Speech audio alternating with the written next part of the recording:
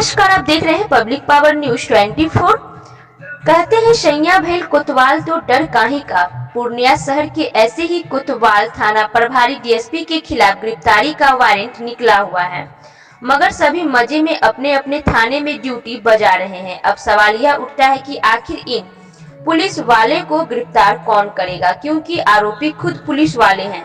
ऐसे में भारतीय कानून पूर्णिया में मजाक बनकर रह गया है। दरअसल पूरा मामला बहवार न्यायालय के एक अधिवक्ता से जुड़ा है, जिनके घर पर बिना सर्च वारंट के पुलिस घुस गई और अधिवक्ता के नाबालिग बच्चे को पीटते हुए हाजत में बंद कर दिया गया था, जिसके बाद पुलिस द्वारा जेल भेजने के क्रम में माननीय न्यायालय ने कोई केस न बनाता देख सभी को रिहा कर दिया था। अब सवाल यह उठता है कि जब आम आदमी पर वैल्यूबल वारंट भी होता है तो पुलिसकर्मी उसे पकड़कर अंदर कर देती है। वही पूर्णिया के 8 पुलिसकर्मी पर गिरफ्तारी का नॉन वैल्यूबल वारंट जारी है, जिसमें सभी बिना खौफ के घूम रहे हैं, थाना में बैठ रहे हैं, ऐसे मानो कि सब कानून उनके जेब में है। करीब 1 माह से पूर्णिया के सभी पुलिसकर्मी पर वारंट जारी है, मगर सभी अपने अपने पद पर बने हुए हैं। वरीय पदाधिकारी भी सब जानते हुए अनजान बन बैठे हैं। ऐसा लग रहा है कि कार्यपालिका न्यायालय पालिका को अपने मुट्ठी में कर रखा हो। लेकिन इस पर इस मामले में नहीं हो रही। ये तो सर्वविदित है और आप पत्रकारिता जगत से जुड़े हैं, आप लोग अच्छी तरह से जानते हैं कि किसी पर वारंट होने पर पुलिस किस प्रकार से उसके पीछे पड़ती है। लेकिन जब पुलिस पर ही वारंट हो जाए तो आखिर कौन पड़ेगा। अभी हमारे वकील साहब ने बताया कि उनकी लड़की के साथ भी दुर्व्यवहार किया गया और उनके जो वस्त्र थे, उनके वस्त्र के स्थान पर पुलिस अपना वर्दी में लेकर के उनको कोर्ट पहुंची थी, जिसके कारण सीजीएम साहब भड़क गई थी और उन्होंने कहा कि इनका वस्त्र कहाँ चला गया, आप लोगों ने ऐसा क्यों किया। और ये केस बनता ही नहीं है जो वकील साहब पर आप लोगों ने दाखिल किया है। और उसके बाद उन्होंने वकील साहब को बरी कर दिया। साथ ही उन्होंने इन लोगों से शो कॉज मांगा और उस शो कॉज में इन लोगों ने स्वीकार किया कि हाँ, हमसे गलती हो गई है। तो गलती हो गई आप न्यायालय में स्वीकार करते हैं तो इसका मतलब क्या है, आप आराम से समझ सकते हैं। न्यायालय इस पर क्या एक्शन ले सकती है भी आप समझ सकते हैं। लेकिन इतना करने के बाद भी अब तक जिस पीड़ित व्यक्ति के साथ आपने जोड़ जुल्म किया, उस पीड़ित व्यक्ति से अपनी गलती के लिए क्षमा याचना भी आपने करना मुनासिब नहीं समझा, उल्टे उनको प्रताड़ित करने का काम किया जा रहा है। इसलिए हमारा कहना है कि जो यहाँ के उच्च पदाधिकारी हैं, खास करके पुलिस के, वो इस बात को कॉग्निजेंस लें और इस पर कार्रवाई करें। ऐसे तो न्यायालय हमारा है, न्यायालय में मामला चल रहा है, सोमवार को फिर इस पर सुनवाई है। हम लोगों को न्यायालय पर पूर्ण भरोसा है और हम लोग चाहते हैं कि न्यायालय अपना काम करेगी। लेकिन आपको भी तो देखना होगा ना कि आप क्या कर रहे हैं। आपकी पुलिस आपके सामने जो है इस प्रकार से एक वकील के घर में घुस करके नंगा नृत्य करती है, और जब आप वकील साहब जाते हैं थाना में केस करने तो थाना में केस नहीं लिया जाता है। एसपी साहब के यहाँ फरियाद करते हैं, वहाँ भी केस नहीं लिया जाता है।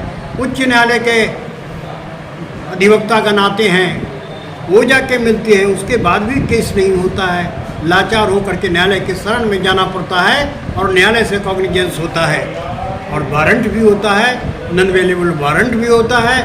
फिर भी अभी तक ऐसा लगता है कि किसी के कान में जूं नहीं रेंग रहा है। हम लोग चाहते हैं इस मामला में उसी तरह का व्यवहार किया जाए जो आम नागरिकों पर वारंट होने के साथ किया जाता है। क्या लग रहा है पूर्णिया पुलिस अपने विभाग के लोग बचाने में लगी है, ये तो मैं नहीं कह सकता, क्योंकि 31 तारीख को उनको मिला है और आज 1 तारीख है।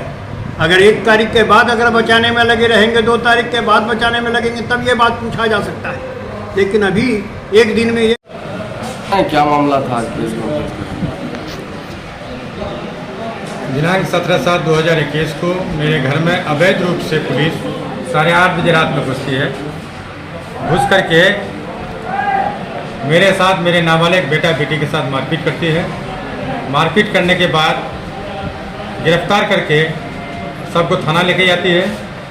थाना में दूसरे दिन हमको रिमांड किया, तीनों को, मेरे नाबालिग बच्चे को हमको रिमांड किया। रिमांड करने के बाद न्यायालय में प्रस्तुत किया 18 तारीख को। न्यायालय में सीएम साहब जो देखा हम लोग को, मेरी बात सुने, एफआईआर को देखा, देखने के बाद वो यही कहे ये केस बनता ही नहीं है। सभी अरेस्टिंग ऑफिसर, आईओ, अन्य सभी आदमी पर शोकॉज दिया। शोकॉज होने के बाद मेरी बेटी को जो न्यायालय में प्रस्तुत किया तो मेरी बेटी का इस तरह से दुर्दशा कर दिया था वो लोग। एक पुलिस का बर्ताव नहीं था, एक आतंकवादी का बर्ताव था उन लोगों का। और पुलिस अपने पहनाए हुए कपड़े में प्रस्तुत किया। अब इससे ज़्यादा बर्बरता और जुल्म का शिकार क्या हो सकता है आदमी? जो पुलिस लोगों का रक्षक है और यहाँ पूर्णिया पुलिस आज भक्षक बन के घूम रही है। और वो भक्षक पुलिस आज थाने में बैठ करके थानेदारी कर रहा है। नॉन अवेलेबल वारंट निर्गत है उन लोगों पर और एसपी साहब का कान में जू तक नहीं रेंग रहा।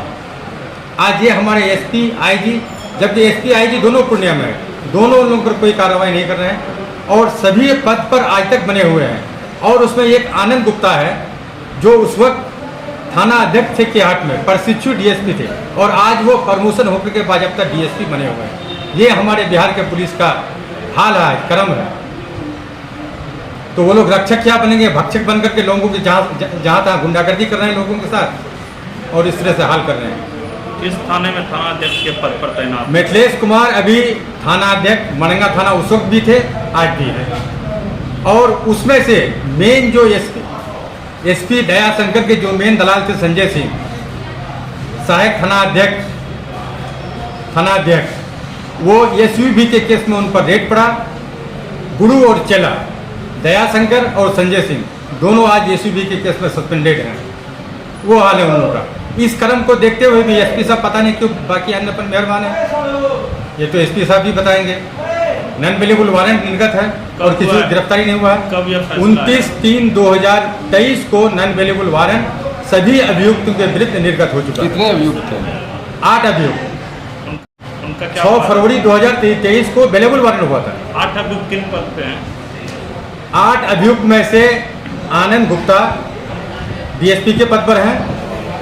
वो कहाँ पोस्टेड है भी है पता नहीं है। उस वक्त सहायक थाना में, उस वक्त के थाना में थाना अध्यक्ष पद पर थे। एक मिथिलेश कुमार मरंगा थाना अध्यक्ष हैं, उस वक्त भी थे, आज भी हैं। उसके बाद अब्दुल मन्नान एसआई, उस वक्त सहायक थाना में थे और अभी सदर थाना में पोस्टेड हैं वो। और संजय सिंह सस्पेंडेड हैं एसयूवी में। उसके बाद पुष्पलता कुमारी वो किशनगंज में है और गुलाम सरवर कहाँ है ये तो मालूम नहीं है। उसके बाद प्रेम शंकर का भी ट्रांसफ़र हो गया है। सुबोध चौधरी का भी यहाँ से ट्रांसफ़र हो गया है। वो लोग कहाँ पर है अभी पता नहीं है। और उस स्थिति में आज पूरे पूर्णिया की जनता और हमारे सारे पूरे बिहार के अधिवक्तागण आशा की निगाह से बिहार सरकार, डीजीपी, माननीय आईजी, माननीय एसपी पर एक आशा भरी निगाह से देखते हैं कि इस भक्षक पुलिस का अंत कब होगा। बस यही मेरा आप लोगों से आपके माध्यम से निवेदन है इन पदाधिकारियों से कि इन पर जल्द से जल्द कोई कार्रवाई करें। आज 2 साल होने को है लेकिन अभी तक ये भी पुलिस पदाधिकारियों पर किसी तरह का कोई प्रोसीडिंग नहीं हुआ। इस तरह से मेहरबान है। अब बढ़िया तो वारंट जारी हो गया है, अब तो कार्रवाई होगी। कहाँ हो रहा है आज? अभी तो मेहरबान है, अफसर इंचार्ज बना हुआ है। 31 तारीख को एसपी के यहाँ रिसीव हो चुका है नॉन अवेलेबल वारंट और आज 1 अप्रैल है। एसपी साहब क्या नहीं देख रहे हैं? चैनल के माध्यम से क्या करना चाह रहे हैं? चैनल के माध्यम से मैं ये कहना चाहता हूँ कि 1947 से पहले लोगों को अंग्रेज से आज़ादी चाहिए थी और यही काले कोट वाले पूरे हिंदुस्तान में घूम घूम कर हिंदुस्तान को आज़ाद कराया। और आज ये जिनको अपना आत्मसम्मान है, ये काले कोट वाले वकील को ये भक्षक पुलिस के खिलाफ जिंदा होना पड़ेगा और सड़क पर दौड़ना पड़ेगा और पुलिस को दौड़ाना पड़ेगा, भक्षक पुलिस को। जो ईमानदार पुलिस है उसको नहीं। ये तो भाई एसपी साहब बताएंगे। आईजी पूर्णिया में बैठते हैं, उनको जानकारी होनी चाहिए इस बात की कि जब माननीय न्यायालय से आम व्यक्ति पर अगर WB भी निकलता है, अवेलेबल वारंट भी, तो पुलिस उठा करके अंदर कर देती है। और जो स्वयं थानेदार बने हुए हैं, अन्य पदाधिकारी जो पुलिस पद पर बने हुए हैं, उन पर आज तक क्यों नहीं कार्रवाई हुई? तो ये तो बड़ा दुर्भाग्यपूर्ण बात है। कानून तो एक है, माननीय न्यायालय के आदेश का पालन करना चाहिए था, उसकी अवहेलना हो रही है, ये बहुत दुखदायी। कितना दिन हो गया वारंट जारी किए? वारंट किए हुए लगभग 1 महीना हो गया, 2 महीने 2 है ना। अगर उस पर कार्रवाई नहीं होगी तो फिर आगे आप लोग क्या करेंगे? हम लोग तो माननीय न्यायालय के शरण में है, न्यायालय के शरण में जाएंगे। माननीय न्यायालय का अब जो करना है वो न्यायालय पर निर्भर करेगा। लेकिन ये कितना दुखदायी घटना है कि किसी वो तो अभियुक्त है ऑलरेडी, अभियुक्त की गिरफ्तारी का वारंट जो है माननीय न्यायालय से होता है, और चूंकि वो पुलिसकर्मी है इसलिए आप उस पर कोई कार्रवाई नहीं कर रहे हैं। ये तो साफ स्पष्ट है कि बेलेबल वारंट 6/2/2023 को हुई है, और बेलेबल वारंट होने के बाद एक साधारण आदमी पर जब होती है तो पुलिस तुरंत पकड़ करके प्रस्तुत करती है। लेकिन उसके बाद भी कुछ जब कार्रवाई नहीं हुई तो कोर्ट द्वारा, माननीय न्यायालय द्वारा 29/3 को नॉन बेलेबल वारंट इशू हुआ है। उसके बाद भी सारे पुलिस पदाधिकारी बने हुए हैं। होना ये चाहिए था कि एसपी महोदय से जब अधिवक्ता लोग मिले थे तो एसपी साहब को उसी समय डिपार्टमेंटल प्रोसीडिंग करना चाहिए, या डिपार्टमेंटल प्रोसीडिंग करने के लिए आईजी को या डीजीपी को लिखना चाहिए। लेकिन डिपार्टमेंटल प्रोसीडिंग करने की बात दूर, वो तो थाना इंचार्ज बने हुए हैं। ये स्थिति है अभी बिहार पुलिस की, इससे ज़्यादा और क्या कर सकते हैं?